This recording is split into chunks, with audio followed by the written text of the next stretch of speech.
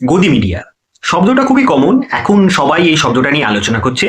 কিন্তু কারা এই গদি মিডিয়া, কাদের উদ্দেশ্যে এই গদি মিডিয়া শব্দটা ব্যবহার করা হয়, এই শব্দটার অরিজিনই বা কি?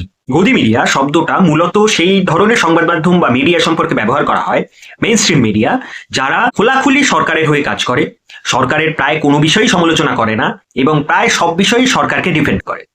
এই শব্দটা জনপ্রিয় হয়েছে গত কয়েক বছরে, যে টাইম ফ্রেমে আমাদের দেশের মেইন স্ট্রিম মিডিয়ার একটা বড় অংশকে খোলাখুলি সরকারের হয়ে কাজ করতে দেখা গেছে বা কথা বলতে দেখা গেছে। শুধু সরকারকে প্রশ্ন না করতে চাইলে তার মানে বোঝা যেত, কিন্তু আমাদের দেশের মেইন স্ট্রিম গদি মিডিয়া উল্টে সরকারকে যারা প্রশ্ন করে তাদের গালাগালি করে, তাদের অ্যান্টি ন্যাশনাল বলে দাগিয়ে দেয়, তাদের দেশদ্রোহী বলে, তাদের নানাভাবে ক্রিটিসাইজ করে।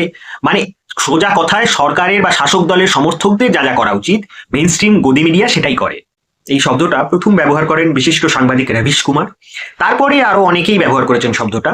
গোদ অর্থে কোল, অর্থাৎ ক্ষমতার কোলে যে মিডিয়া বসে থাকে সেই হলো গদি মিডিয়া। আর এই ক্ষমতার কোলে বসে সাংবাদিকতা করা ব্যাপারটা এখন বেশ হাস্যকর পর্যায়ে চলে গেছে। আর এইটাকে সাংবাদিকতা বলে বিশ্বাস করানোর জন্য সাংবাদিক কখনো হাঁটু জলে সাঁতার কাটছেন, কখনো 500 টাকার নোটে চিপ আবিষ্কার করছেন, আর স্টুডিওয়ে বসে নিউজ অ্যাঙ্কারদের মারাত্মক ওভার অ্যাক্টিং এর কথা বাদই দিলাম, কোনো জুনিয়র আর্টিস্ট ওই লেভেলের ওভার অ্যাক্টিং করবে না। কিন্তু এর চেয়েও একটা খারাপ জিনিস মেইন স্ট্রিম গদি মিডিয়া করছে, সেটা হলো কমিউনাল উস্কানি দেওয়া, সেটা হলো একটি বিশেষ সম্প্রদায়ের বিরুদ্ধে ঘেন্না ছড়ানো, সেটা হলো ফেক নিউজ করা। এক শ্রেণীর মেইন স্ট্রিম মিডিয়া এগুলো ক্রমাগত করে এসছে এবং করে যাচ্ছে।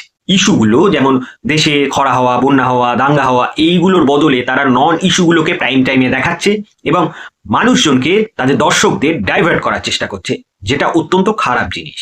শোনা যায় রোম যখন পুড়ছিল সম্রাট নিরো নাকি বেহালা বাজাচ্ছিলেন। সম্রাট নিরোকে প্রশ্ন করার হয়তো কেউ ছিল না, কিন্তু আমাদের পরের জেনারেশন কিন্তু প্রশ্ন করতে শিখে গেছে। তারা এই মেইন স্ট্রিম গদি মিডিয়াকে প্রশ্ন কিন্তু করবেই।